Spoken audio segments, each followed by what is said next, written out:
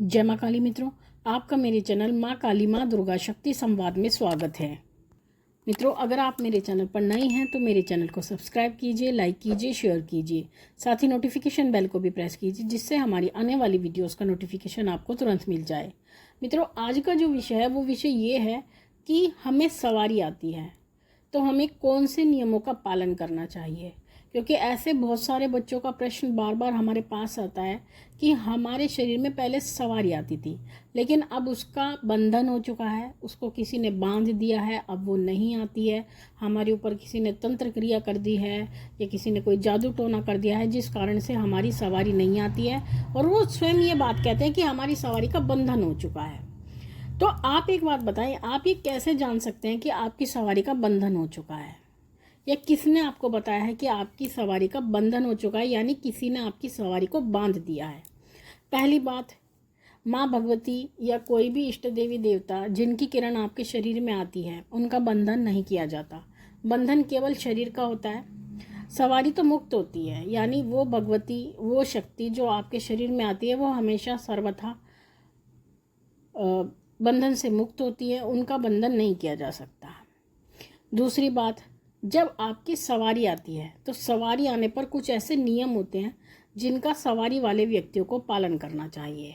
लेकिन आज का समय ऐसा हो चुका है कि सभी व्यक्ति आज की मॉडर्न लाइफ में इतने लिप्त हो चुके हैं कि वो नियमों का पालन जानते ही नहीं है, और अगर उनको नियमों के पालन के बारे में कहा भी जाता है तो उन्हें ऐसा लगता है जैसे उनके सर पे किसी ने कोई बहुत बड़ा बोझ डाल दिया है और उनके जीवन की जो गति है उसको किसी ने रोक दिया है, यानी इतना बुरा वो इस बात को लेकर के फील करते हैं। तो नियम का पालन तो वो करना नहीं चाहते, वो ये चाहते हैं बिना किसी नियम का पालन किए हम सब कुछ प्राप्त कर ले, ईश्वर की कृपा को प्राप्त कर ले, माँ भगवती की कृपा को प्राप्त कर ले। लेकिन ऐसा संभव नहीं है, क्योंकि बिना त्याग के आप ईश्वर को प्राप्त नहीं कर सकते।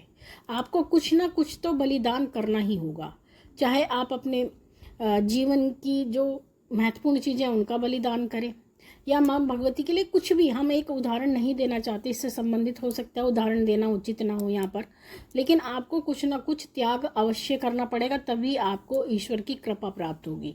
और अगर आप ये चाहते हैं कि आप सभी सुखों को भोग करके ईश्वर की कृपा को प्राप्त कर सकते हैं तो ये आपकी बहुत बड़ी भूल है, क्योंकि ईश्वर आपको हर तरह से आपकी परीक्षा लेते हैं।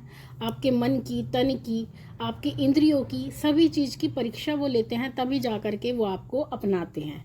जब तक आप उस परीक्षा में सफल नहीं होते तब तक वो आपको अपनाते नहीं हैं। तो इसलिए आपको त्याग तो करना पड़ेगा अगर आप माँ भगवती की कृपा चाहते हैं।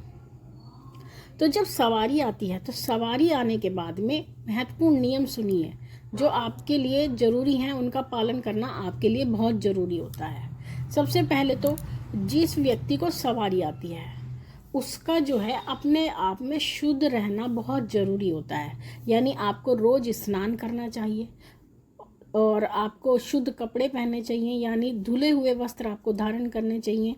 मैला कुचैला आपको नहीं रहना चाहिए, अपवित्र स्थानों पर आपको नहीं बैठना चाहिए। तो इन बातों का आपको ध्यान रखना है, यानी आपको मन से, तन से पूर्णतः शुद्ध रहना चाहिए और पूजा करते समय भी आपको शुद्धता का पूरा ध्यान रखना चाहिए। दूसरी बात, जिन लोगों को सवारी आती है उनके लिए सबसे महत्वपूर्ण बात होती है वो होती है चरित्र की, यानी आपके अंदर चरित्रहीनता नहीं होनी चाहिए। अगर आप चरित्रहीन हो और आपको सवारी आती है तो आपकी सवारी इस बात को कभी भी पसंद नहीं करेगी, वो आपको कभी भी ये आज्ञा नहीं देगी कि आप चरित्रहीनता करें। अगर आप गृहस्थ व्यक्ति हैं तो गृहस्थ व्यक्ति क्या करते हैं, गृहस्थ व्यक्ति केवल अपने पति पत्नी का ही संग करे, किसी अन्य व्यक्ति का संग ना करे, और जो व्यक्ति अविवाहित हैं तो वो पूर्णतया ब्रह्मचर्य का पालन करे। तो ये सवारी आपसे चाहती है। अगर आप अपनी सवारी को वास्तविक रूप से चलाना चाहते हैं और उनकी कृपा प्राप्ति करना चाहते हैं, अगर आपके ऊपर सवारी आती है तो उस समय पर आपको भोजन की शुद्धता का भी बहुत ध्यान रखना होता है। आपको ये ध्यान रखना है कि आपको सूतक का, पातक का या तहेरवी का भोजन आपको बिल्कुल भी नहीं करना है। इस बात का आपको विशेष ध्यान रखना है, क्योंकि ये भोजन अशुद्ध भोजन कहलाए जाते हैं और सवारी वाले व्यक्ति को इन जगह का बिल्कुल भी भोजन नहीं करना चाहिए, सर्वथा त्याग करना चाहिए। लेकिन अगर सूतक आपके स्वयं के घर में है, यानी अगर हमारे घर में ही ऐसी परिस्थिति है तो उस समय पर आप भी अशुद्ध हो जाते हैं तो आप वो भोजन कर सकते हैं। लेकिन किसी अन्य परिवार में, जैसे कि आपके मामा, नानी, फूफा, इन सब के भी अगर आपके यहाँ सूतक फैलता है या पातक फैलता है तो वहाँ पर भी आपको भोजन नहीं करना चाहिए। इसका कड़ाई से आपको पालन करना चाहिए, चाहे परिस्थिति कोई भी हो। आपको शराब, अंडा, मांस, मीट, मछली, इन सब का त्याग करना ही पड़ेगा अगर आपको माँ भगवती की कृपा चाहिए। अगर आप माँ भगवती को वास्तविक रूप से या अपने इष्ट देव को वास्तविक रूप से पाना चाहते हैं, अगर आप इन सब का सेवन करते हुए उन्हें पाना चाहते हैं तो वो उस स्थिति में आएंगे जहाँ पर आप उनको कंट्रोल नहीं कर सकते, क्योंकि इस तरह का सेवन करने पर आपको तामसिक शक्तियों की साधना करनी होगी। और जो तामसिक शक्तियाँ होती हैं वो बहुत उग्र होती हैं, उसको हर कोई हैंडल नहीं कर सकता। तो ऐसी परिस्थिति में आप उन शक्तियों को हैंडल नहीं कर सकते, इसलिए आपको अपना आचरण शुद्ध ही रखना होगा और शुद्ध रूप से ही शक्तियों को चलाना होगा। अगर आपको सवारी आती है तो आपको मिथ्या वचन त्यागने होंगे, अर्थात आपको झूठ बोलना छोड़ना होगा। अगर आप झूठ बोलते हैं तो झूठ बोलना संसार का सबसे बड़ा पाप कृत्य होता है जो अकारण किया जाता है। झूठ बोलने का कभी कोई कारण नहीं होता। कुछ लोगों को आदत होती है, वो बिना मतलब झूठ बोलते हैं और उससे उनको कोई लाभ भी नहीं होता, लेकिन वो पाप के भागी बन जाते हैं। तो ऐसी परिस्थिति में अगर आपको सवारी आती है तो आप झूठ बोलना बिल्कुल त्याग दें। आप लालच करना त्याग दें, यानी लालच आपके मन में नहीं होना चाहिए।